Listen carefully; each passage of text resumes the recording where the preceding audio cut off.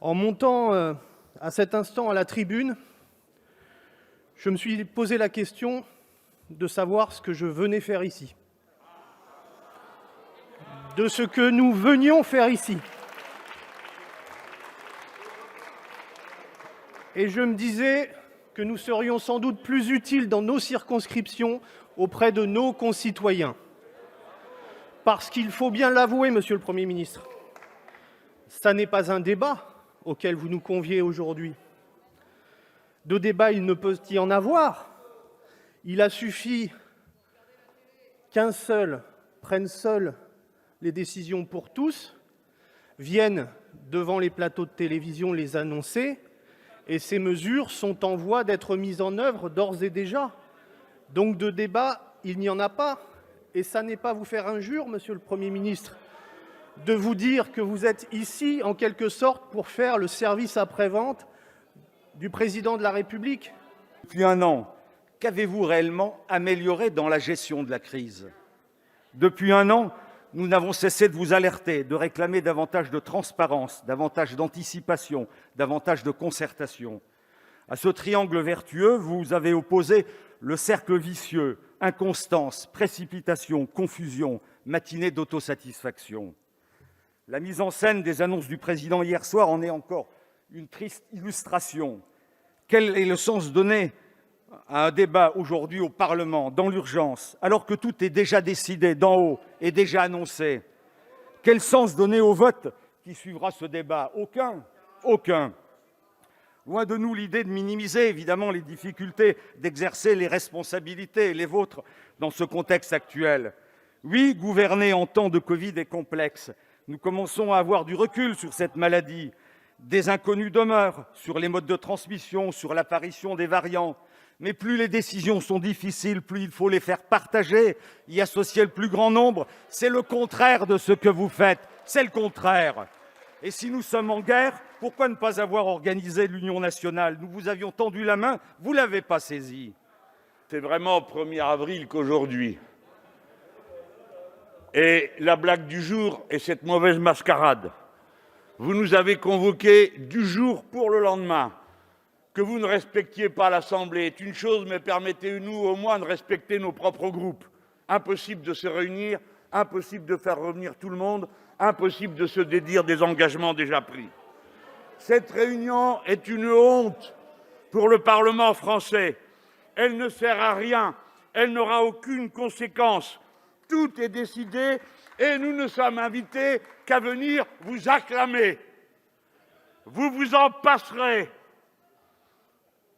Le monarque présidentiel, meilleur virologue de France, paraît-il, et meilleur ami de la modestie, est apparu hier soir à la télévision et il a décidé, au nom d'un « nous » qui pose problème, est-ce un « nous » de majesté, pour lui qui regrette le roi? Est-ce un « nous » pour désigner le Conseil de défense dans lequel il ourdit en secret ses plans et où tout se décide? Peu importe, le résultat sera le même. Le président a tout décidé, tout seul, tout annoncé hier soir à la télévision, et vous venez nous le répéter. Nous ne pouvons rien amender. Nous ne pouvons voter que oui ou non. Monsieur le Président, Monsieur le Premier ministre, chers collègues, que faites-vous de notre République? Cette convocation au lendemain des annonces du Président de la République est la marque du mépris le plus absolu du monarque pour le Parlement et à l'endroit du peuple. Notre pays en est désormais réduit à se plier aux oukases d'un souverain trop content d'annoncer à ses 66 millions de sujets le sort qu'il leur réserve. Un souverain que rien ne semble arrêter, pas même ses propres erreurs et les cris d'alerte d'un personnel soignant à bout de souffle.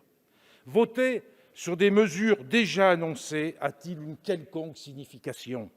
Qui peut croire que l'application de l'article 50-1 de notre Constitution n'est pas aujourd'hui un hochet tiré du coffre à jouets pour faire comme si on était en démocratie? Monsieur le Premier ministre, nous n'avons pas vocation à endosser vos erreurs ni à valider cette gestion sanitaire. Nous ne sommes pas comptables de vos propres échecs sur les masques, les tests salivaires, les lits de réanimation et les vaccins. Alors vous nous demandez aujourd'hui de voter sur des décisions qui ont été prises hier. Mais quel conseil municipal, quel conseil départemental et quel conseil régional se permettrait de voter sur des décisions qui ont déjà été adoptées, qui ont déjà été édictées? Voilà la réalité. La démocratie, c'est la décision ici et pas à côté. Et donc, très clairement, on ne participera pas à cette mascarade démocratique et à ce simulacre de consultation. Pour une raison très simple, c'est que, mesdames et messieurs les membres du gouvernement, n'en vous déplaise, ici nous sommes le Parlement, et le Parlement ce n'est pas une chambre d'enregistrement, ni une assemblée de commentateurs, spectatrices de ce qui se dit et se décide à l'Élysée. Ici on est là pour voter la loi, pas pour adouber la parole jupitérienne d'un oracle à la nation ou d'un épidémiologiste suprême. Aujourd'hui, vous venez devant le Parlement pour aborder le 3e confinement. Je dis bien confinement. À partir du moment où l'on ferme les écoles et l'on demande aux Français de rester chez eux, cela s'appelle un confinement. Ni le Président de la République, ni vous, Monsieur le Premier ministre, n'avez prononcé ce mot, comme si depuis le début, vous cherchiez à ne pas nommer une réalité que nous subissons, en somme pour ne pas l'affronter. Aujourd'hui, vous venez devant le Parlement pour détailler ce que le Président de la République a déjà annoncé hier soir. Or, Monsieur le Premier ministre, ça a été dit, le Parlement n'est pas une chambre d'enregistrement de décisions prises ailleurs. Le Parlement est le lieu où la décision se fait et où elle est votée après une délibération, un débat transparent et démocratique.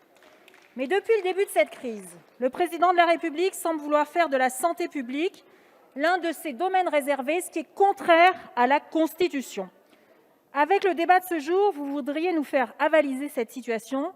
Nous vous le disons très nettement, nous ne participerons pas à cette mascarade. Nous ne prendrons pas part au vote sur votre déclaration. Si vous aviez choisi de mettre votre responsabilité en jeu, nous l'aurions fait, nous aurions voté. Ne pas prendre part au vote, c'est aussi vous dire que nous ne...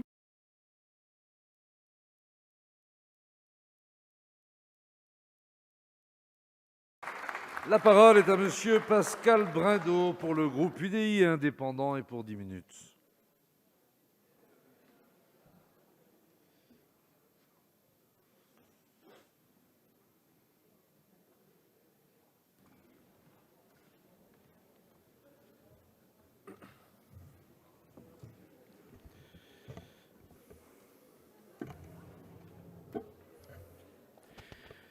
Monsieur le Président, Monsieur le Premier ministre, Mesdames et Messieurs les ministres, chers collègues, en montant à cet instant à la tribune, je me suis posé la question de savoir ce que je venais faire ici, de ce que nous venions faire ici. Et je me disais que nous serions sans doute plus utiles dans nos circonscriptions auprès de nos concitoyens. Parce qu'il faut bien l'avouer, Monsieur le Premier ministre, ça n'est pas un débat auquel vous nous conviez aujourd'hui. De débat, il ne peut y en avoir. Il a suffi qu'un seul prenne seul les décisions pour tous, vienne devant les plateaux de télévision les annoncer, et ces mesures sont en voie d'être mises en œuvre d'ores et déjà. Donc de débat, il n'y en a pas. Et ça n'est pas vous faire injure, Monsieur le Premier ministre, de vous dire que vous êtes ici, en quelque sorte, pour faire le service après-vente du Président de la République et que nous avons comme seul rôle aujourd'hui de commenter ces décisions. Et donc, vous ne m'en voudrez pas de ne pas commenter votre déclaration, mais de commenter celle du Président de la République. Et je vais le citer. Emmanuel Macron, hier, dans son intervention, a dit « Nous avons gagné des jours de liberté et nous avons bien fait. » Mais quel décalage, mes chers collègues! Quelle déconnexion par rapport à ce que vivent nos concitoyens depuis un an! Pensez-vous que les soignants se disent aujourd'hui que nous avons bien fait de gagner des jours de liberté? qui voient une nouvelle vague de submersion arriver. Et sans doute que la seule vertu, la seule utilité de nos discours de ce matin, c'est à nouveau de pouvoir leur rendre hommage et de leur dire quelle est notre gratitude. Eux qui tiennent épuisés depuis un an et qui ne voient pas plus que nos concitoyens le bout du tunnel aujourd'hui. Pensez-vous que les salariés qui ont dû bouleverser leur vie professionnelle se disent « nous avons gagné des jours de liberté et nous avons bien fait », qui vont devoir encore aujourd'hui et pour longtemps bouleverser leur façon de travailler? Pensez-vous que les restaurateurs, les commerçants, les acteurs de la culture se disent « nous avons gagné des jours de liberté et nous avons bien fait », eux qui sont fermés depuis si longtemps, à qui on a dit « ne vous inquiétez pas, les mesures qui vont être prises vont permettre de réouvrir au plus vite, d'abord en avril, puis en mai, peut-être demain en juin ». À chaque nouvelle intervention, mes chers collègues, ces perspectives qui sont indispensables à nos concitoyens deviennent plus floues. Je cite encore le président de la République. « Nous faisons face à une nouvelle donne depuis les premiers jours de mars avec un variant plus contagieux et plus mortel. » Là encore, quel décalage avec la réalité. Les épidémiologistes, les chefs de service des hôpitaux nous le disent depuis janvier. La situation des pays qui nous entourent nous le montre également. Nous savons que ce variant est plus dangereux, qu'il est plus mortel et qu'il va plus vite en termes de contamination. Et face à ce danger plus important, les mesures qui sont aujourd'hui prises sont plus légères que celles qui ont été prises jusqu'à présent avec le virus souche. Quelle est la cohérence sanitaire aujourd'hui de ces décisions? Comment pensez-vous que nos concitoyens vont réagir par rapport à ces nouvelles restrictions qu'ils acceptent? Mais pour qu'ils les acceptent et qu'ils les acceptent d'autant mieux, il faut qu'ils en comprennent la cohérence. En fait, ce que nous vivons, ce sont les retards français. Le président de la République, de nouveau, a dit que nos capacités de lits de réanimation seraient portées à 10 000. C'est la troisième fois que ce chiffre est annoncé, qui devait être mis en œuvre après la première vague, mis en œuvre après la deuxième vague. Nous sommes à la troisième vague et le chiffre de 10 000 lits de réanimation en France n'est toujours pas atteint. Comment voulez-vous que nous vous fassions confiance sur ce sujet? Alors, je l'ai dit, nos concitoyens, dont je salue la responsabilité et le courage, sont prêts à de nouveaux sacrifices. Ils le montrent. Ils ont de la responsabilité, ils ont du courage. Et c'est le signe de la force de la nation française. Mais ils sont prêts à de nouveaux sacrifices à une condition: la clarté, la cohérence et la perspective enfin d'en sortir. Et un an après, rien n'a changé. Alors aujourd'hui, on nous propose un confinement qui tantôt n'a pas dit son nom, pour 4 semaines. Mais nous savons que dans 4 semaines, nous serons encore dans le pic, ou au moins dans un plateau haut de contamination. Et c'est à ce moment-là qu'il est prévu de réouvrir les écoles. Les écoles dont le président de la République a dit hier qu'ils n'étaient pas un lieu de forte contamination, alors que c'est l'inverse. Nous le voyons à travers les chiffres des ARS. Les taux d'incidence sont beaucoup plus hauts chez les jeunes générations. Maintenir les écoles ouvertes a été une bonne chose. Nous avons soutenu cette mesure. Mais nous avons dit aussi, quand nous avons vu les taux d'incidence augmenter dans ces écoles, qu'il aurait fallu prendre la décision plus tôt de fermer ou d'anticiper des vacances de manière territorialisée, ce que vous n'avez pas voulu faire jusqu'à présent. Et aujourd'hui, vous êtes contraints, après avoir dit que vous maintiendrez les écoles quoi qu'il en coûte, finalement de les fermer.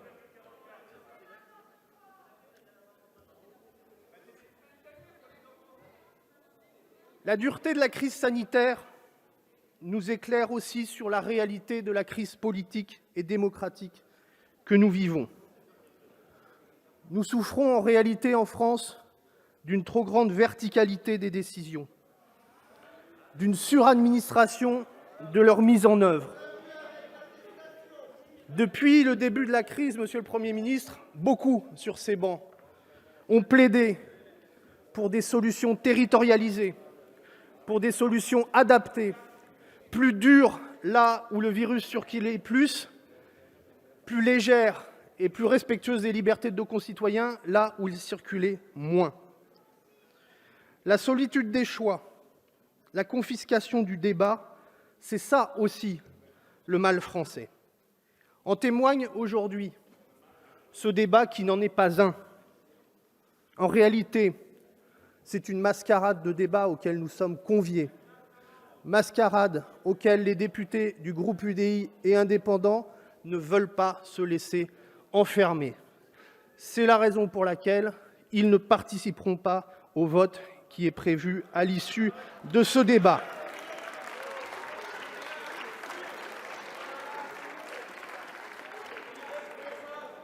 C'est l'hubris grec qui commande aujourd'hui les choix d'un seul.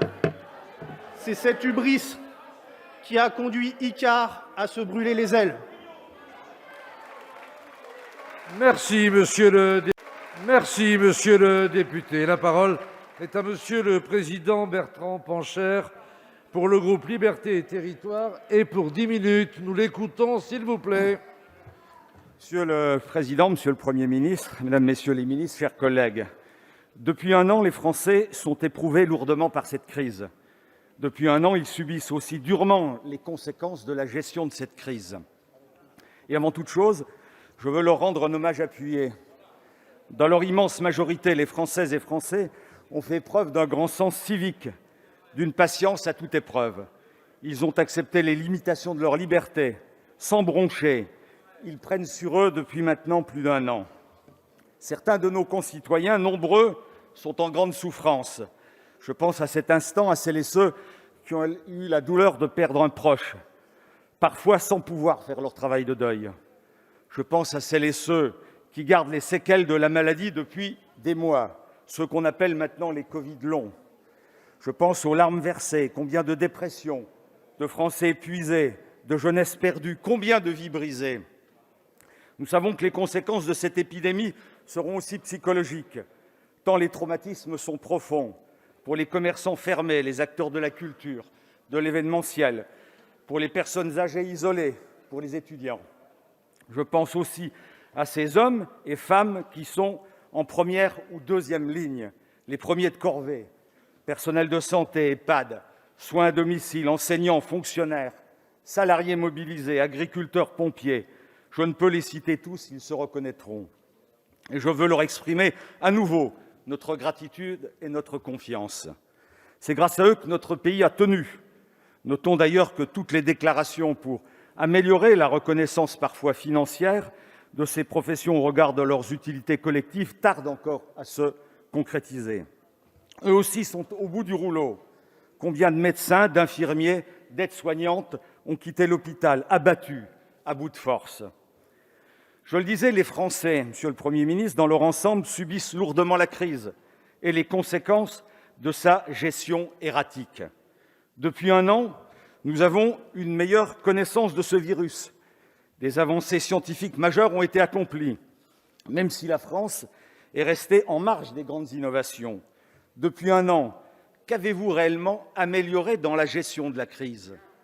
Depuis un an, nous n'avons cessé de vous alerter, de réclamer davantage de transparence, davantage d'anticipation, davantage de concertation. À ce triangle vertueux, vous avez opposé le cercle vicieux, inconstance, précipitation, confusion, matinée d'autosatisfaction. La mise en scène des annonces du président hier soir en est encore une triste illustration. Quel est le sens donné à un débat aujourd'hui au Parlement, dans l'urgence, alors que tout est déjà décidé d'en haut et déjà annoncé? Quel sens donner au vote qui suivra ce débat? Aucun. Aucun. Loin de nous l'idée de minimiser évidemment les difficultés d'exercer les responsabilités, les vôtres, dans ce contexte actuel. Oui, gouverner en temps de Covid est complexe. Nous commençons à avoir du recul sur cette maladie. Des inconnus demeurent sur les modes de transmission, sur l'apparition des variants. Mais plus les décisions sont difficiles, plus il faut les faire partager, y associer le plus grand nombre. C'est le contraire de ce que vous faites. C'est le contraire. Et si nous sommes en guerre, pourquoi ne pas avoir organisé l'Union nationale? Nous vous avions tendu la main, vous ne l'avez pas saisie. Vous faites le choix opposé, en n'écoutant personne, ni les scientifiques, ni les corps intermédiaires, ni les enseignants, ni les parents d'élèves, ni les élus locaux, évidemment, ni les élus nationaux. Le Parlement, lui, est bafoué. On ne fera croire à personne que ce débat vise à le réhabiliter. Le Conseil des ministres s'efface. Seul demeure un Conseil de défense sanitaire qui ne laisse rien échapper, et un président seul et isolé. Récemment, le président déclarait « aucun mea culpa à faire, aucun remords, aucun constat d'échec ». Cette absence de remise en cause, comment ne pas la comparer avec l'attitude de la chancelière allemande, qui n'a pas hésité à reconnaître des erreurs? Nos concitoyens comprennent d'autant moins vos manifestations d'autosatisfaction qu'ils ont heureusement de la mémoire. Et encore, ils se souviennent du déni sur les masques, ils n'oublient pas l'impréparation sur les tests, ils constatent les ratés du déploiement de la stratégie vaccinale. Nos concitoyens peuvent comprendre qu'il y ait des tâtonnements, qu'il y ait des ajustements. Ils les comprendraient d'autant mieux si les décisions étaient prises en toute transparence et avec humilité. Transparence des indicateurs, notamment. Malgré nos demandes, elle fait cruellement défaut. Ce matin, sur le site du Conseil scientifique encore, le dernier avis consultable remontait au 11 mars. Les Français ont de la mémoire, heureusement. Revenons un instant sur les décisions du 29 janvier dernier. Ce jour-là, le président fait un pari au mépris de l'avis du Conseil scientifique, au risque d'une flambée de l'épidémie fin mars, et nous y sommes. 2 mois ont été perdus. Et combien de vies perdues? Combien de vies perdues? J'entends le chef de l'État se féliciter d'avoir attendu le plus tard possible. Ce choix, je le dis avec gravité, était irresponsable. Irresponsable. Le 1er mars, le président déclare imprudemment à nouveau qu'il faut tenir encore 4 à 6 semaines avant un premier assouplissement. Le pari là, il est aussi perdu. Et cela n'empêche pas un nouveau confinement qui ne dit pas son mot sur le moment. Et d'ailleurs, comment expliquer à nos concitoyens que l'on repousse l'heure du couvre-feu tout en instaurant un confinement d'un genre nouveau, avec une attestation, puis sans attestation, et d'autres documents, illustration d'une technocratie en folie. Tout ceci nous conduit donc à la situation actuelle, aujourd'hui, marquée par un nouvel emballement de l'épidémie. Nos hôpitaux sont au bord de l'explosion et nous savons que les 2 prochaines semaines seront terribles. À ce sujet, une question. Combien de lits de réanimation nouveaux ont réellement été créés depuis 1 an? Combien? Hier, le président a évoqué une course contre la montre. Mais à ce jour-là, aujourd'hui, c'est le virus qui a gagné à la course contre la montre. Et s'en sont suivies les annonces dévoilées hier, dont vous assurez maintenant, Monsieur le Premier ministre, le service après-vente. Semi-confinement, désormais généralisé, même dans les territoires moins touchés. Je ne reviendrai pas dans les détails. Certaines mesures s'imposaient, notamment dans les écoles. Il faut écouter les craintes des familles et le monde enseignant. Mais comment les familles vont-elles concilier les semaines d'école à la maison et le travail des parents? J'ai à cet égard une pensée pour les femmes et hommes qui élèvent seuls leurs enfants et pour les travailleurs non salariés. Quelles sont les conditions de mise en place des demi-classes, déjà énoncées en janvier? Elles tardent partout à s'appliquer. Comment concrètement améliorer les protocoles sanitaires dans les établissements? L'aération des classes, par exemple, réclamée depuis toujours, demeure difficile. Quelles annonces sur la vaccination des enseignants? Ils ne sont toujours pas prioritaires. Dans le champ économique et social, nous avons entendu que les dispositifs d'aide aux acteurs économiques seraient prolongés. Mais qu'en est-il pour les oubliés, pour les jeunes, pour les indépendants, pour les précaires? Rien de neuf. La réforme de l'assurance chômage, elle est maintenue. C'est un scandale. Rien de neuf non plus pour nombre de salariés en télétravail. Seulement des déclarations d'intention. Et contrairement à ce que déclare Elisabeth Borne, le télétravail n'est toujours pas à ce jour une obligation. Rien n'est dit non plus sur la tenue des élections prévues en juin. Nous le redisons, nous sommes défavorables à confiner la démocratie. Comme le président nous a annoncé que dans 6 semaines, ça irait mieux, donc il faut les maintenir. Enfin, un mot sur le déploiement de la vaccination, qui est la clé de la réussite et de la sortie de la crise. Que de ratés! Et quelle différence de perception entre les acteurs de terrain que nous rencontrons tous les jours et la haute administration.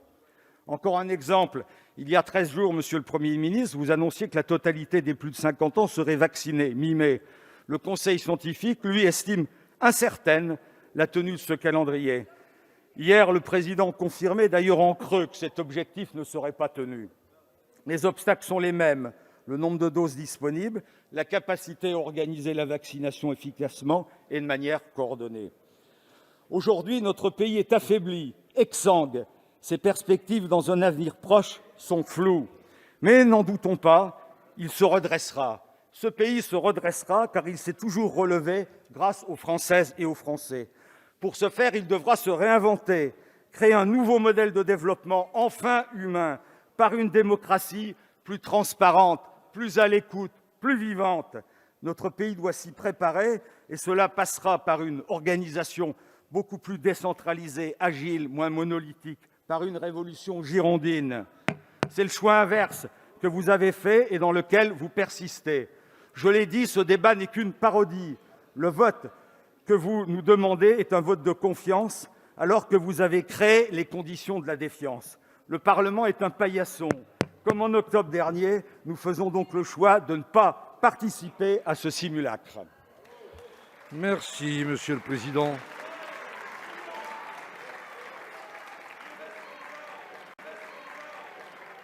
La parole est à Monsieur le Président Jean-Luc Mélenchon pour le groupe de la France Insoumise et pour 10 minutes.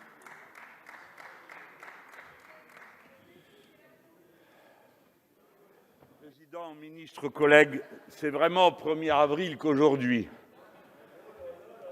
Et la blague du jour est cette mauvaise mascarade. Vous nous avez convoqués du jour pour le lendemain. Que vous ne respectiez pas l'Assemblée est une chose, mais permettez-nous au moins de respecter nos propres groupes.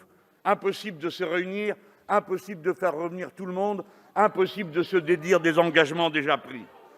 Cette réunion est une honte pour le Parlement français. Elle ne sert à rien, elle n'aura aucune conséquence. Tout est décidé et nous ne sommes invités qu'à venir vous acclamer. Vous vous en passerez.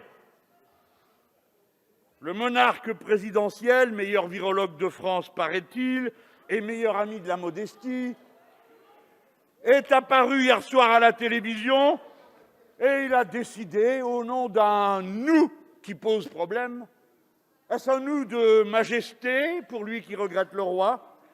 Est-ce un « nous » pour désigner le Conseil de défense dans lequel il ourdit en secret ses plans et où tout se décide? Peu importe, le résultat sera le même. Le président a tout décidé, tout seul, tout annoncé hier soir à la télévision, et vous venez nous le répéter. Nous ne pouvons rien amender. Nous ne pouvons voter que oui ou non. Rien amender, rien proposer une nouvelle fois des 11 propositions de loi que nous avons faites depuis le début de la crise, des 4 plans d'action de la commission d'enquête, les innombrables amendements que nous avons déposés et votés ensemble avec nos camarades communistes. Le vote n'aura aucune conséquence, car même si nous venions à voter non, tous unis pour une fois, cela ne changerait rien la responsabilité du gouvernement n'est pas engagée par ce vote. Oui, c'est un mauvais poisson d'avril. Et le poisson d'avril, comme tous les poissons, pourrit par la tête. Les Français, par contre, n'ont pas une mémoire de poisson rouge, eux. Ils se souviennent que vous avez passé votre temps à les tromper. Et le premier jour, le 23 janvier de l'année 2020, quand Mme Buzyn a déclaré « Le risque d'introduction du virus en France est faible ». Sur les masques, quand le Premier ministre déclarait « Le port du masque en population générale, ça ne sert à rien ». Le 19 mars 2020, il ne servirait à rien de tester massivement, alors même que l'Organisation mondiale de la santé disait qu'il fallait y procéder de toute urgence, et vous ne faisiez rien. Et puis alors le pompon, le ministre de l'Éducation nationale, puisque sur l'école plus que tout, vous avez bafouillé, trébuché, hasardé, vous montrant plus habile à faire la chasse politique à l'islamo-gauchisme qu'au Covid-19 parmi les personnels et les enseignants. Vous avez commencé par dire que le danger n'existait pas pour les enfants, puis que ce danger existait, au point qu'un seul malade par classe justifiait qu'on ferme séance tenante la classe, puis que ça pouvait être 3, il n'y a pas besoin d'être très malin pour comprendre que si 3 étaient malades, tous les autres le seraient bien vite, ainsi que leur famille. Donc à 3, on pouvait, puis à 1, à nouveau. Et enfin, aujourd'hui, tout est tellement parti dans le décor que vous fermez toutes les classes. Voilà où nous en sommes avec cet homme qui, pour finir, aura représenté le principal danger à l'école et qui est toujours là, quoi qu'il ait déclaré qu'on s'y contaminait moins qu'ailleurs. Le 22 janvier, la contamination reste limitée. Puis on se contamine moins à l'école qu'ailleurs. Des malades par milliers, des centaines de classes fermées, des centaines de professeurs et d'agents de tout métier non remplacés, et des menaces par-dessus le marché contre le personnel récalcitrant. Mensonges à répétition, roueries inacceptables, comme ce 25 mars 2021 où de nouveau Emmanuel Macron Caligula dit « Il n'y a pas eu d'explosion prévue par tous les modèles », alors que précisément ces modèles prévoyaient l'explosion qui a eu lieu en mars. Alors, ce jour de chienlit est de trop. Nous boycottons déjà votre comité de suivi confidentiel. Nous allons pratiquer un boycott du vote, un boycott d'exaspération. Nous refusons de voter.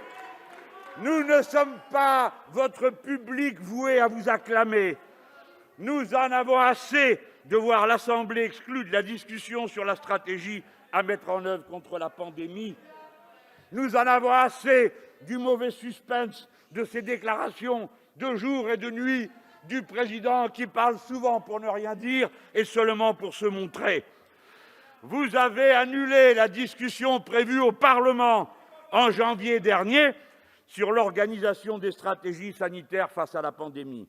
Pendant des mois, l'Assemblée a été exclue de tout ce qui se décidait.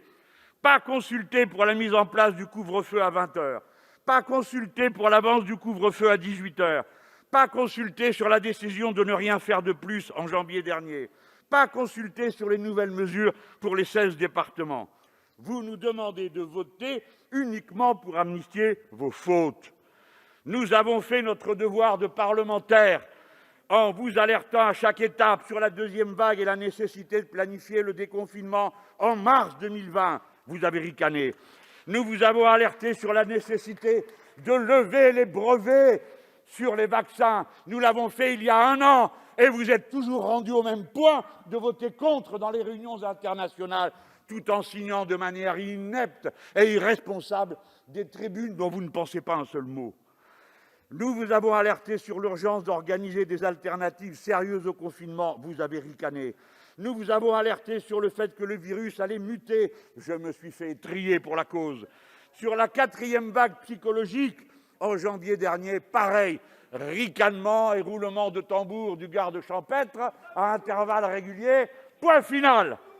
Chaque fois, ce furent moqueries, l'Asie, mépris, et vous continuez, alors que vous êtes responsable devant l'histoire d'un désastre sanitaire comme la patrie n'en a jamais connu.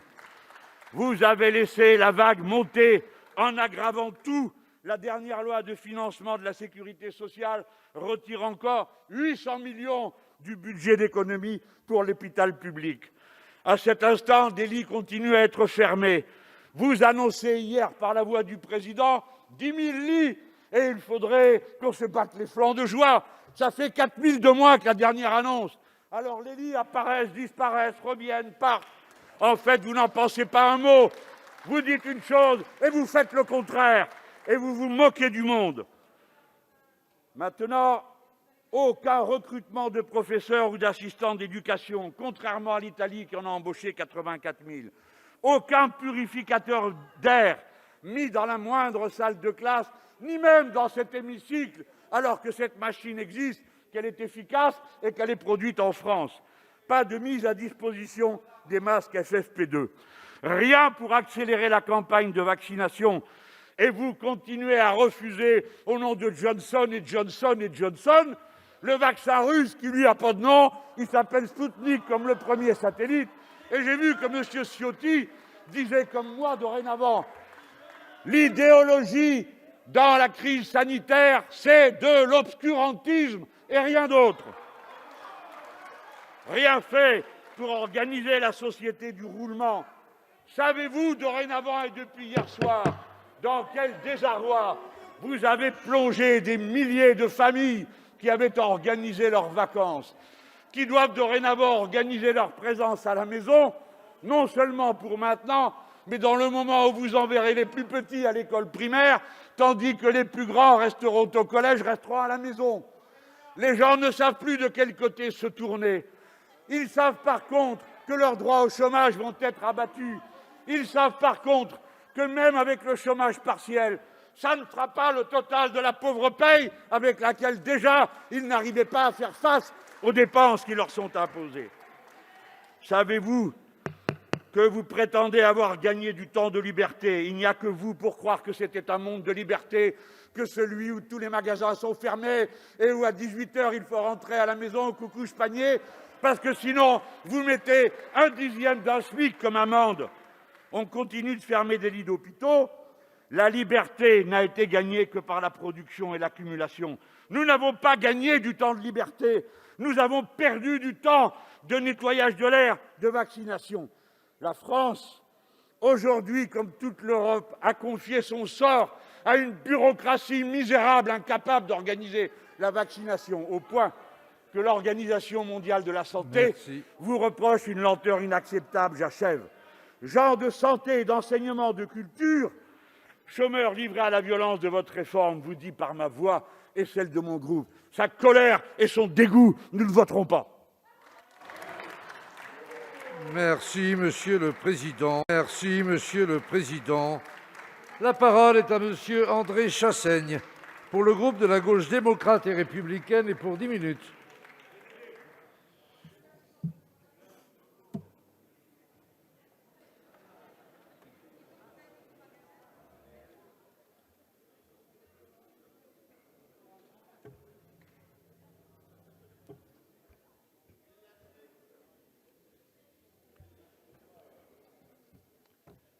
Monsieur le Président, Monsieur le Premier ministre, chers collègues, que faites-vous de notre République?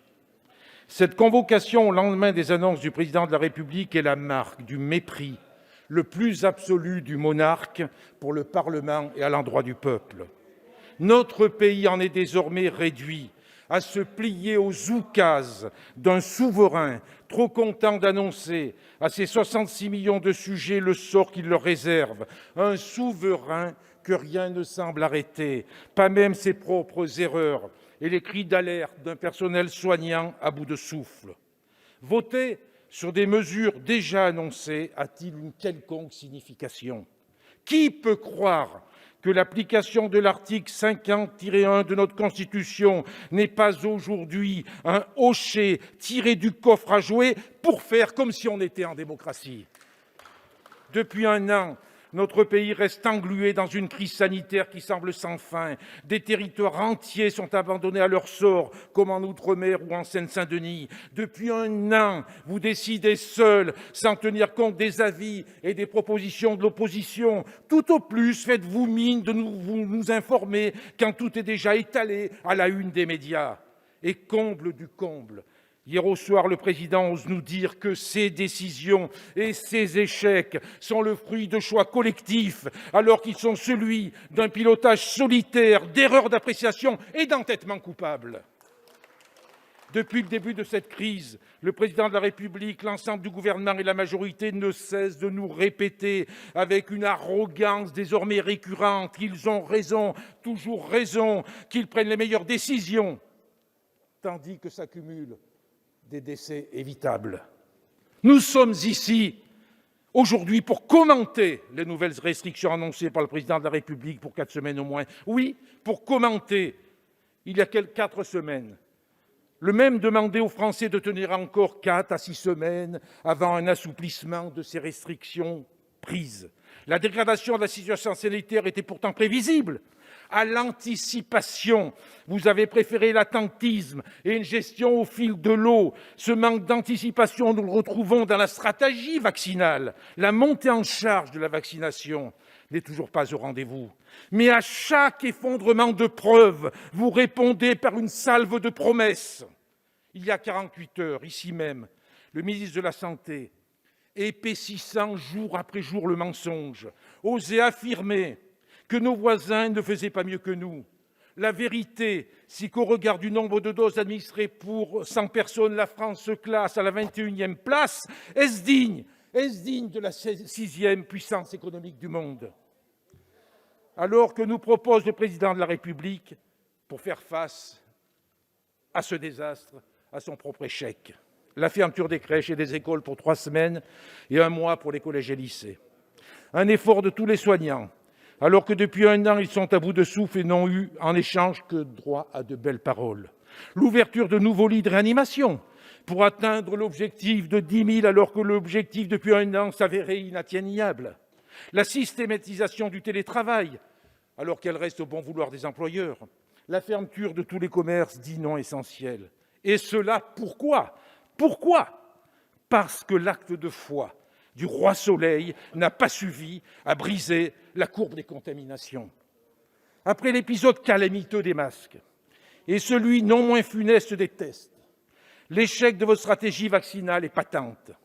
Alors que vous avez tout misé sur la vaccination pour faire reculer le virus, que dire des plus de 75 ans qui aujourd'hui sont encore dans l'impossibilité d'avoir un rendez-vous? Que dire des commandes de vaccins non encore honorées? Que dire de la farce des vaccinodromes refusés, puis ouverts, voire ouverts, puis fermés? Que dire du retard à mobiliser les capacités de production nationale pour produire des vaccins? Que dire du département de la Seine-Saint-Denis le plus touché, le moins vacciné? Que dire de l'annonce de 220 000 personnes vaccinées par jour, quand notre voisin anglais vaccine aujourd'hui 1 million de personnes tous les jours? Le constat, c'est que depuis 1 an, notre pays n'a pas accru ses capacités hospitalières de manière pérenne, notamment en termes de lits de réanimation. Avant l'épidémie, 5 000 à 5 100 étaient ouverts en France, avec des taux d'occupation moyens oscillant entre 85 et 90%. Au 19 mars, la Direction générale de la santé en recensait 7 503, dont 86% occupés par des patients atteints par le Covid ou non. En réalité, l'ouverture de ces lits ont impliqué des déprogrammations d'opérations avec toutes les conséquences que l'on connaît. À l'inverse, certains hôpitaux ont continué à fermer des lits d'hospitalisation. C'est une réalité. Résultat, nous voilà revenus à la situation d'il y a 1 an. Les services de réanimation sont au bord de la saturation et, pour reprendre l'expression d'un collectif de médecins de la PHP, je les cite, « Le gouvernement se déresponsabilise de façon hypocrite ». Quant aux écoles, parlons-en des écoles. Les annonces du président hier sont une catastrophe pour tous nos enfants. Vous avez jusque-là laissé les écoles ouvertes, c'est ce qu'il fallait faire. Non pour satisfaire aux besoins du MEDEF et transformer les établissements en garderies, mais parce que nos enfants en avait besoin. Mais il fallait dans le même temps mettre en place tout le nécessaire pour empêcher leur fermeture. Avez-vous suffisamment protégé nos enseignants? Non. Avez-vous recruté du personnel pour remplacer les absences inévitables en temps de pandémie? Non. Avez-vous mis en place des classes allégées pour éviter le développement des foyers épidémiques? Non. Avez-vous testé largement pour éviter la propagation du virus? Non. Avez-vous équipé les établissements de purificateurs d'air? Non. Mais pire encore, Monsieur le Premier ministre, vos annonces ne s'accompagnent d'aucune mesure garantissant que les choses sont désormais prises en main et que nous allons reprendre la main sur la propagation de l'épidémie. Allons-nous profiter des fermetures des écoles pour mettre en place un plan de recrutement exceptionnel pour permettre une réduction durable des effectifs d'élèves dans chaque classe et le remplacement des enseignants absents? Des moyens supplémentaires vont-ils être accordés à l'université pour accueillir correctement les bacheliers de 2021 et leur garantir une place à l'université dans la formation de leur choix? La procédure Parcoursup va-t-elle être suspendue pour ne pas mettre en concurrence des bacheliers qui n'ont pas bénéficié des mêmes conditions d'études? Avez-vous annoncé que dès aujourd'hui, que la rentrée de septembre était préparée? Nous savons déjà que non. Est-ce que vous nous avez garanti que pendant le temps de la fermeture, les enseignants seront vaccinés, équipés pour se protéger, que les locaux seront équipés et repensés sur le plan sanitaire? Non. Est-ce que vous avez annoncé des mesures concrètes pour accompagner les enfants les plus fragiles et vulnérables le temps des fermetures de classe? Nous savons que non. Les travaux de la commission d'enquête de notre collègue Marie-George Buffet ont montré combien les effets du premier confinement ont été délétères sur les apprentissages de nos enfants, en particulier pour ceux issus des milieux populaires. Vous aviez l'obligation de vous soucier de leur sort, au même titre que celui des enfants de soignants, des travailleurs de première ligne et des enfants handicapés. Les élèves décrocheurs et qui ne peuvent pas suivre les enseignements à distance depuis leur domicile doivent continuer aussi d'aller à l'école. Pourquoi ne pas demander, par exemple, aux opérateurs téléphoniques la gratuité de la 4G pendant toute la durée de l'enseignement à distance pour garantir à tous les enfants l'accès aux outils numériques? Il aurait été aussi de bonne politique que de définir des règles nationales sur l'enseignement à distance pour éviter les inégalités selon les territoires et les établissements. Monsieur le Premier ministre, nous en sommes finalement au même point que l'an dernier à la même date. Vous nous faites les mêmes promesses de sortie de crise. Vous nous faites ces promesses sans mesures concrètes pour en sortir. Celles annoncées hier soir et confirmées aujourd'hui sont la conséquence de votre improvisation et la conséquence d'une conduite solitaire du pouvoir.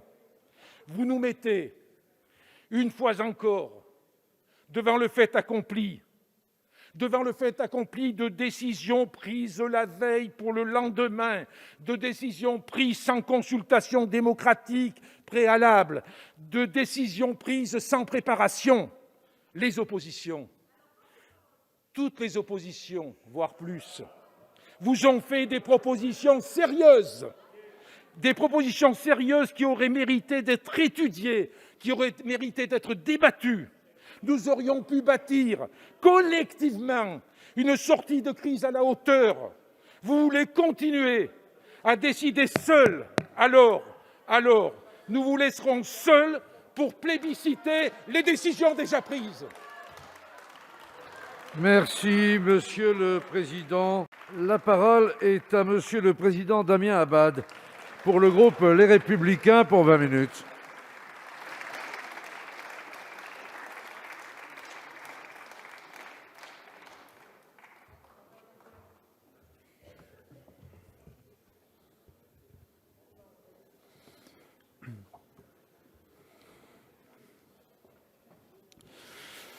Monsieur le Premier ministre, Mesdames et Messieurs les ministres, mes chers collègues, Antoine de Rivarol, disciple de Voltaire, jugeant l'aveuglement de la haute noblesse de son temps, disait « Ils sont toujours en retard d'une année, d'une armée, d'une idée ». Monsieur le Premier ministre, vous avez, avec le Président de la République, toujours un temps, une vision et une décision de retard. Il y a un an, nous étions confinés car il n'y avait pas assez de masques et de tests. Il y a 4 mois, nous étions confinés car la promesse d'augmenter le nombre de lits de réanimation n'avait pas été tenue. Aujourd'hui, nous sommes à nouveau confinés car la vaccination est lente et chaotique. Vous nous aviez promis de vacciner matin, midi et soir. Mais en vérité, vous nous confinez printemps, automne et hiver. Vous nous aviez promis d'endiguer la première vague. Mais en réalité, vous ne faites que subir la deuxième et encaisser la troisième. Vous nous aviez promis des doses de vaccins pour tous dès cet été. Mais en réalité, vous ne faites que gérer la pénurie de doses disponibles en reculant toujours plus cette campagne de vaccination de masse. Vous nous aviez promis de gagner du temps face au virus.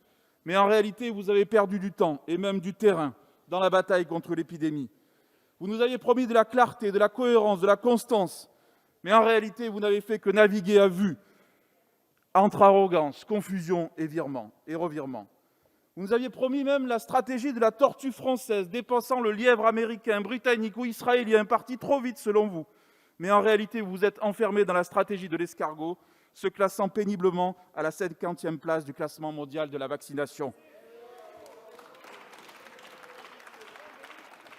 Vous nous avez promis la confiance dans les vaccins, mais en réalité, vous avez installé la défiance, le doute, la suspicion sur le vaccin AstraZeneca. Vous nous aviez promis un plan de réouverture pour les cafés, hôtels, restaurants, lieux de culture, mais en réalité, vous êtes contraints de barricader et fermer à nouveau à double tour. Vous nous aviez même promis un retour à la vie normale à l'été 2021, mais en réalité, vous nous faites un retour à la case départ. Ce nouveau confinement, dont vous préférez d'ailleurs taire le nom, c'est un terre repetita, symbole de l'arrogance aveugle au sein de laquelle votre gouvernement et le président de la République se sont enfermés, comme si vous aviez si peu appris de vos erreurs passées. N'oublions pas que si nous avons reconfiné en octobre, c'est parce que vous avez été incapable de tenir votre promesse d'augmenter le nombre de lits de réanimation. Le ministre de la Santé promettait pourtant 14 000 lits de réanimation en mars dernier. Hier, le président de la République nous explique que l'ambition est désormais ramenée à 7 000 lits. En un an, un objectif divisé par 2, quel aveu d'échec, quel constat d'impuissance pour l'ensemble de votre gouvernement et quelle souffrance pour l'ensemble de nos patients et de nos soignants. Monsieur le ministre de la Santé, où sont passés les lits promis? Dites-nous la vérité. La vérité, c'est qu'il n'y a pas de lits supplémentaires. Et dans certains territoires, le nombre de lits a même baissé. La vérité, c'est que notre système de santé n'a tenu qu'au prix de déprogrammation massive d'opérations dont nous allons hélas payer un lourd tribut. On estime par exemple qu'il y aurait 13 000 morts du cancer de plus à cause de ces déprogrammations. La vérité, c'est que vous avez été débordés par cette épidémie. Et pourtant, cette épidémie, elle n'est pas éternelle. Et nous ne voulons pas être condamnés à en revivre à permanence ce stop-and-go délétère.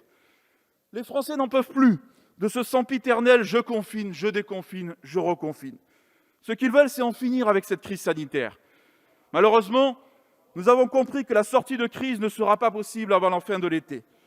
Alors, c'est vrai, il faut le reconnaître, le président de la République manie l'art du « en même temps » comme personne ici. Il parvient même à nous annoncer hier une sortie de crise sans calendrier de sortie de crise, un reconfinement sans confinement, des écoles fermées sans fermeture des écoles et même une vaccination sans vaccin. Permettez-moi de vous dire qu'il y a vraiment de quoi en perdre son latin. Pourtant, souvenez-vous, le 1er mars dernier, le président de la République demandait aux Français de tenir, je cite, « encore 4 à 6 semaines ». 4 semaines plus tard, il vient au contraire d'annoncer de nouvelles restrictions sanitaires et un 3e confinement.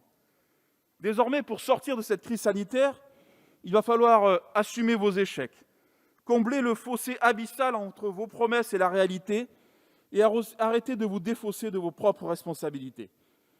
Refuser d'endosser la responsabilité de ses propres échecs tout en imposant toujours plus de sacrifices aux Français, ce n'est plus acceptable.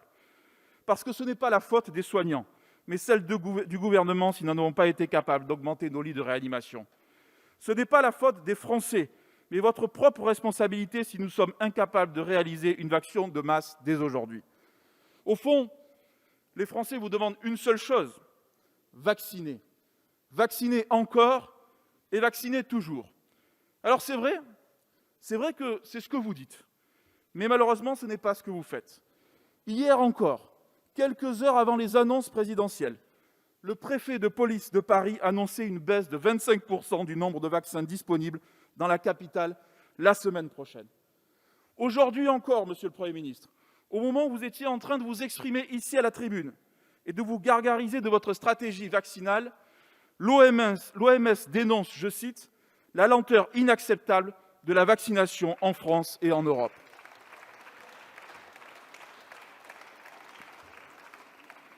La vérité, c'est que le virus avance plus vite que la vaccination et que sans vaccin suffisant, le confinement sera toujours une voie sans issue.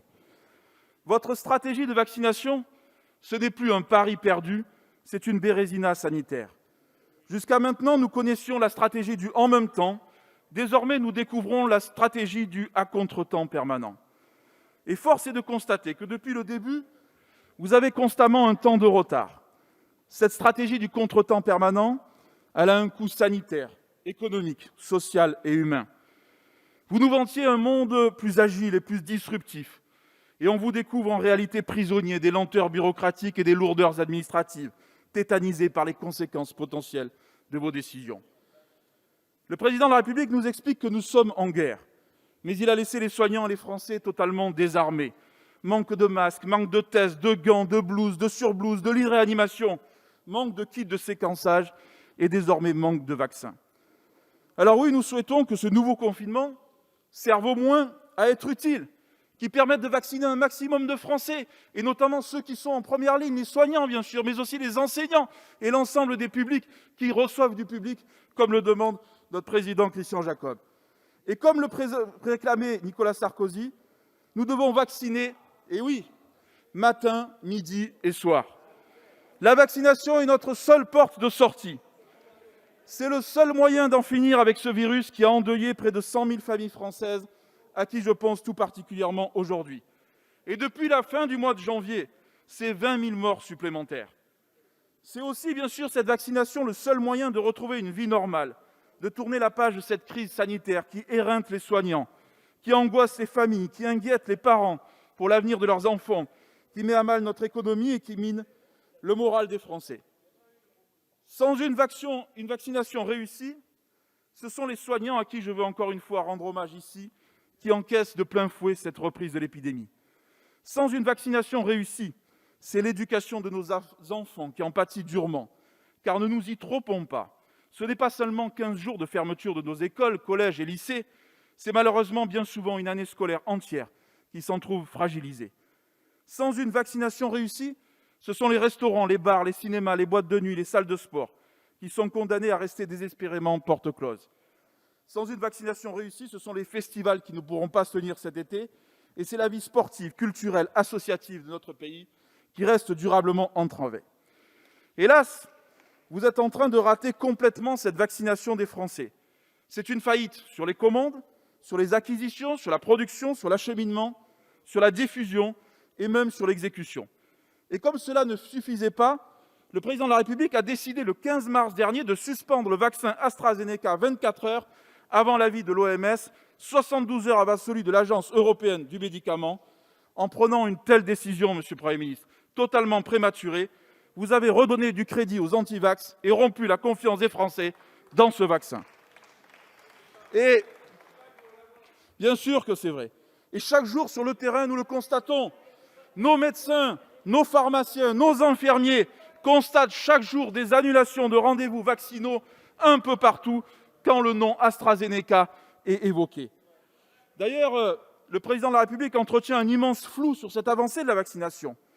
Il a inventé les rendez-vous vaccinaux sans dose. Dès lors, comment vous croire quand vous n'avez de cesse de nous annoncer une énième accélération de la vaccination? Comment vous croire quand vous nous dites que nos voisins sont tous aussi mauvais que nous dans la gestion de la crise sanitaire? La Grande-Bretagne vaccine 4 fois plus vite que nous. 40% de la population anglaise a déjà reçu une première dose de vaccin contre seulement 10% pour la population française. Et elle a même distribué des autotests aux enseignants et aux élèves, contrairement à nous. En Israël, c'est 60% de la population qui a déjà reçu sa première dose. Et un vent de liberté recommence à souffler là-bas, alors que tous les commerces, bars, restaurants et salles de sport et musées ont rouvert. L'Allemagne, bien que plus peuplée que nous, pleure 20 000 morts du Covid de moins que nous. Et pourtant, la chancelière, elle, a eu le courage de reconnaître ses erreurs et de présenter ses excuses à la population. Chez nous, aucun mea culpa, aucun doute, aucune excuse, toujours de l'arrogance et toujours de la fanfaronnade. Cette arrogance, elle nous a tant coûté. Et pourtant, depuis le début de la crise, nous avons fait systématiquement des propositions, toujours et encore. Mais vous allez voir, vous n'allez pas être déçus des propositions. Dès le mois d'avril 2020, nous réclamions avec les députés Les Républicains un dépistage massif. Vous nous avez dit à l'époque, c'est inutile, avant d'entendre juin 2020 pour multiplier les tests à grande échelle. 2 mois de perdu. En février dernier, nous demandions une harmonisation, un prolongement des vacances scolaires pour ralentir la diffusion du virus dans les classes. Vous venez simplement de le proposer pour les vacances de Pâques. Là encore, 2 mois de perdu, près de 3 500 classes fermées du jour au lendemain en raison de cas positifs détectés. Dès le mois d'avril 2020, avec l'ensemble des députés, nous réclamions d'imposer le port du masque obligatoire, à minima, dans les transports publics et dans les lieux clos. Nous l'avons demandé dès le mois d'avril 2020.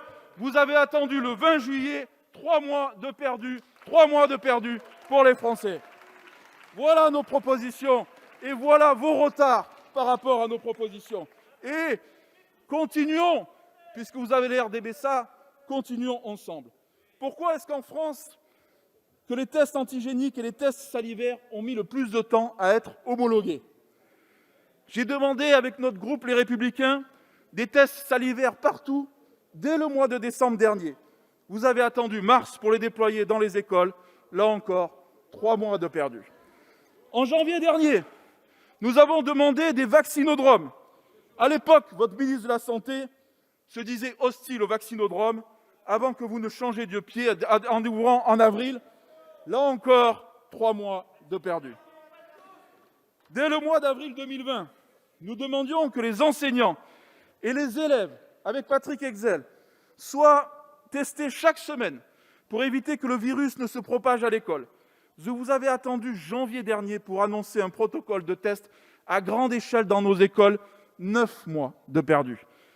Et dès le mois de mars 2020, avec Éric Ciotti et l'ensemble des députés Les Républicains, nous réclamions la fermeture des frontières.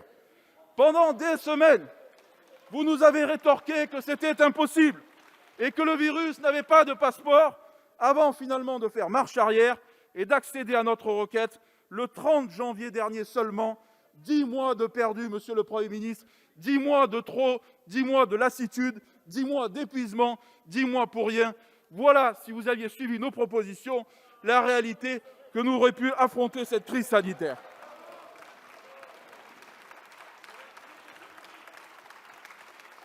Vous nous dites, vous êtes dans l'opposition, faites des propositions. Mais je vais continuer.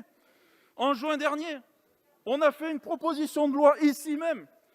Et vous avez refusé de voter notre proposition de loi qui consistait à geler les fermetures de lits et de services hospitaliers pour au moins 1 an. La vérité, il faut qu'on se dise les choses franchement. La vérité, c'est que vous n'avez jamais voulu nous écouter. Même si parfois vous avez été contraints de reprendre avec retard certaines de nos propositions. Autant, je le dis, autant votre gestion économique de la crise est satisfaisante et globalement efficace, autant... Attendez la chute. Autant votre gestion sanitaire de la crise est calamiteuse et poussive. Et à cette gestion sanitaire chaotique, monsieur le Premier ministre, n'ajoutons pas une crise démocratique. Je vous ai entendu ce matin, et nous le disons clairement avec l'ensemble des députés Les Républicains. La France ne peut pas être le seul pays européen qui mettrait sa démocratie entre parenthèses. Alors maintenons le calendrier électoral, adaptons les modalités de vote et vivons en démocratie, vivons avec le virus. C'est une responsabilité collective, laquelle nous devons bien entendu tous partager. Monsieur le Premier ministre, nous n'avons pas vocation à endosser vos erreurs, ni à valider cette gestion sanitaire. Nous ne sommes pas comptables de vos propres échecs sur les masques, les tests salivaires, les lits de réanimation et les vaccins. Alors vous nous demandez aujourd'hui de voter sur des décisions qui ont été prises hier. Mais quel conseil municipal, quel conseil départemental et quel conseil régional se permettrait de voter sur des décisions qui ont déjà été adoptées, qui ont déjà été édictées? Voilà la réalité. La démocratie, c'est la décision ici et pas à côté. Et donc, très clairement, on ne participera pas à cette mascarade démocratique et à ce simulacre de consultation. Pour une raison très simple, c'est que, mesdames et messieurs les membres du gouvernement, n'en vous déplaise, ici nous sommes le Parlement, et le Parlement ce n'est pas une chambre d'enregistrement, ni une assemblée de commentateurs, spectatrices de ce qui se dit et se décide à l'Élysée. Ici on est là pour voter la loi, pas pour adouber la parole jupitérienne d'un oracle à la nation ou d'un épidémiologiste suprême. Et si vous voulez engager la responsabilité de votre gouvernement, eh bien, si vous voulez engager cette responsabilité, posez-nous la question de confiance et utilisez l'article 49 de la Constitution, tel que la Ve République vous le permet. Non, c'est justement la responsabilité du gouvernement devant le Parlement. L'article 49, c'est le courage. Le 50-1, c'est l'arme des faibles. C'est le courage fuyant d'un gouvernement aux abois. Et c'est la démocratie du vote inutile, puisque tout est déjà dans le marbre. Rien ne changera, que nous voterons pour ou contre. Rien ne changera aujourd'hui. Alors oui, dans ces conditions, nous n'avons pas à cautionner cette parodie de démocratie. Tout le monde l'a compris ici, mais je crois que tout le monde est en train de le comprendre à l'extérieur. Et que nous ne sommes pas là pour valider vos échecs successifs. Nous sommes là pour proposer une stratégie de vaccination claire, efficace et transparente. Tout simplement pour donner aux Français un nouvel horizon et non pas un mirage de plus, comme nous l'avons entendu hier et ce matin. Alors oui, en responsabilité, nous ne prendrons pas part au vote en vous renvoyant avec l'ensemble des oppositions à votre propre isolement et en vous laissant assumer seul cette bérésina sanitaire de votre politique dont vous portez l'entière et l'unique responsabilité. Merci, Monsieur le Président Abad.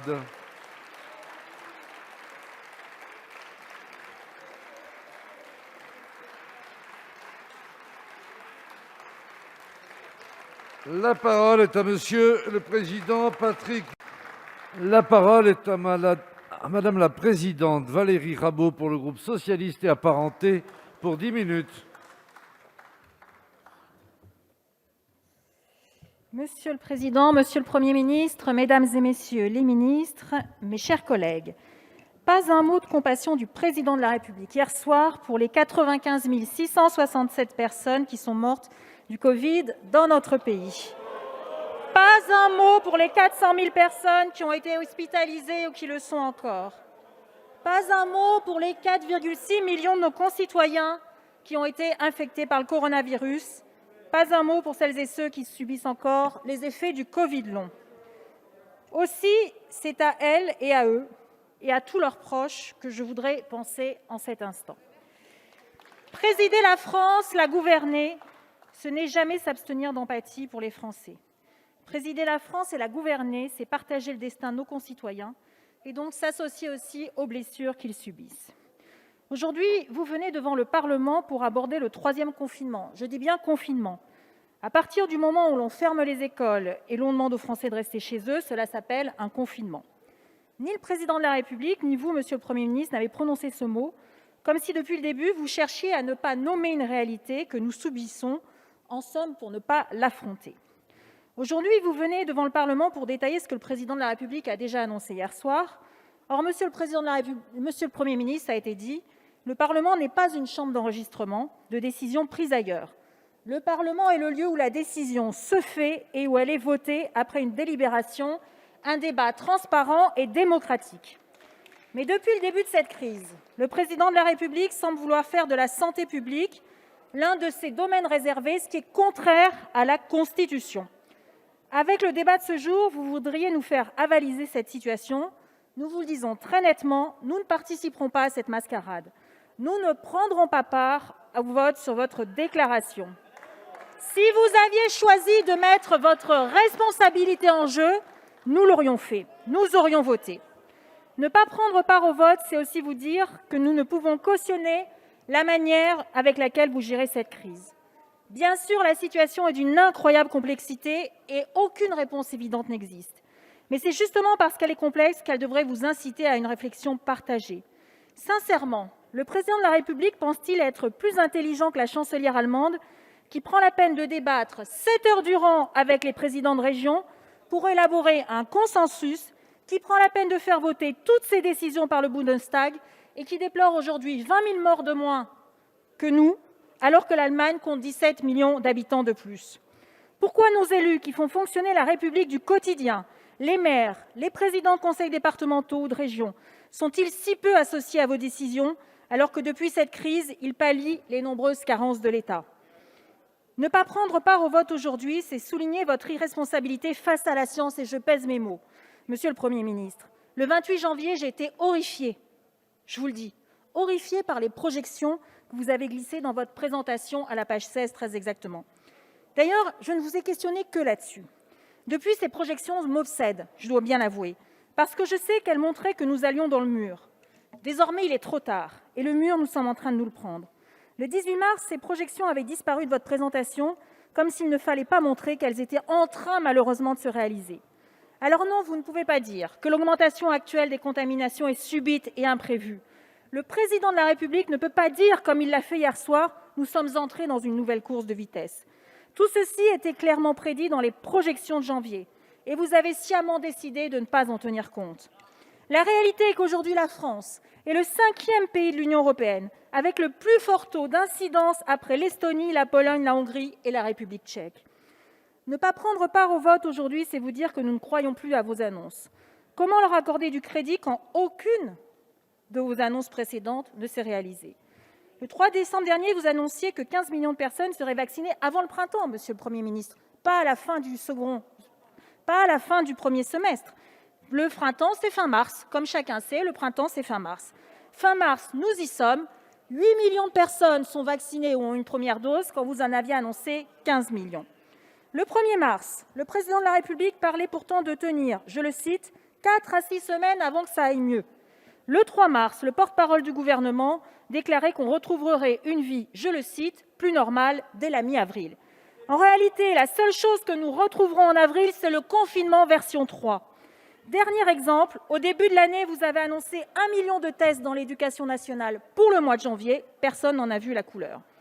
Ne pas prendre part au vote, c'est vous redire que nous ne comprenons pas que vous n'ayez pas mis en place une organisation commando pour la vaccination, parce que la vaccination, c'est la seule bonne nouvelle de l'année 2020 et qu'elle fonctionne. Dès le 9 juillet 2020, dans un avis transmis au gouvernement, le Conseil scientifique pressait le gouvernement d'établir une stratégie vaccinale nationale et proposait une série de recommandations en ce sens. Le 13 octobre, mon collègue Boris Vallaud était le premier parlementaire à interroger le gouvernement sur sa stratégie vaccinale. Réponse du ministre de la Santé : rassurez-vous, tout est en cours de préparation sur ce sujet. Comment être rassuré quand nous avons vu début novembre que plusieurs pays lançaient l'organisation de centres de vaccination et que dans le nôtre, rien n'était prêt? Alors bien sûr, il y a des retards de livraison des doses et ils touchent tous les pays européens. Mais pourquoi avoir attendu début mars pour ouvrir la vaccination le week-end? Pourquoi avoir attendu la mi-mars pour lancer une campagne de vaccination sur laquelle vous dites sans cesse accélérer? Résultat des courses. En France, 13% de la population a reçu au moins une dose, contre plus de 30% aux États-Unis, où 90% de la population aura accès à un vaccin à partir du 19 avril. Nous en sommes tellement loin. Dès lors, comment voulez-vous que nous croyions le président de la République quand il annonce que d'ici la fin de l'été, tous les Français de plus de 18 ans qui le souhaitent pourront être vaccinés? Comment le croire? Ne pas prendre part au vote, c'est dénoncer la situation dans les services de réanimation. Depuis 1 an, rien n'a changé et nous en sommes au même point que l'an dernier. Pas une nouvelle place de réanimation n'a été créée, alors même que la deuxième vague était pressentie dès le 14 juillet. En réalité, rien ou si peu a changé pour l'hôpital. Ou plutôt si, la situation s'est dégradée, le personnel soignant est désormais à bout et je voudrais lui rendre hommage. Ne pas prendre part au vote, c'est ne pas accepter ce que vous faites subir à l'école. Je ne reviendrai pas sur le million de tests annoncé en janvier et qui n'a jamais été réalisé. Au-delà de leur non-réalisation, il est extrêmement choquant que vous demandiez une participation financière aux enseignants pour les tests salivaires. Concernant la continuité pédagogique, les enseignants vont devoir reprendre les cours à distance pendant au moins 1 semaine. Mais les difficultés d'accès aux outils numériques chez les enseignants comme chez les élèves demeurent. Le 9 juin, c'est-à-dire il y a 10 mois maintenant, dans notre plan de rebond, nous avions proposé au gouvernement de reprendre le plan numérique à l'école qui avait été lancé sous le précédent quinquennat, que vous avez interrompu et qui permettait à chaque élève de disposer d'un support numérique pour profiter de contenus pédagogiques innovants. Vous vous êtes contenté de verser une prime informatique de 150 € aux enseignants, mais qui ne peut raisonnablement pas financer l'achat de l'ensemble du système d'informatique. La jeunesse va inéluctablement, et encore une fois, payer le prix fort de ce 3e confinement. Certaines mesures prises récemment vont dans le bon sens, et nous avons tout de suite soutenu le repas à 1 € pour les étudiants et les chèques psy, mais elles restent très insuffisantes face à l'ampleur de la crise qui frappe la jeunesse. Ne pas prendre part au vote, c'est vous dire aussi ce que sont nos exigences, celles qui ne figurent pas dans votre déclaration. D'abord, la vaccination des enseignants. Il y a 2 semaines, Monsieur le Premier ministre, nous vous l'avions déjà demandé. Alors je vous le redemande encore une fois aujourd'hui. Proposez à tout le personnel éducatif qui le souhaite d'être vacciné avant la reprise des cours en présentiel, soit le 26 avril, soit le 3 mai.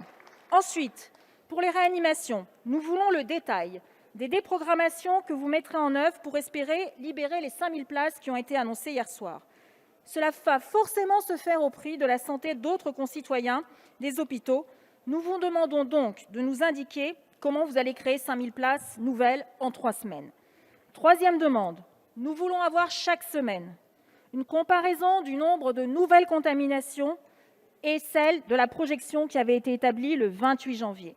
4e demande, pour les jeunes, la mise en place d'un revenu minimum, d'un revenu jeunesse immédiate pendant toute la durée de la période sanitaire. Enfin, pour la production de vaccins, nous voulons à court terme la publication de votre plan de production par type de coopération avec les industriels.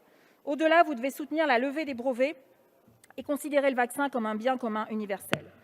Monsieur le Premier ministre, quand on prive nos concitoyens de leur liberté, comme c'est le cas depuis 1 an, la contrepartie est une exigence de résultat. Je vous remercie. Merci, Madame la Présidente.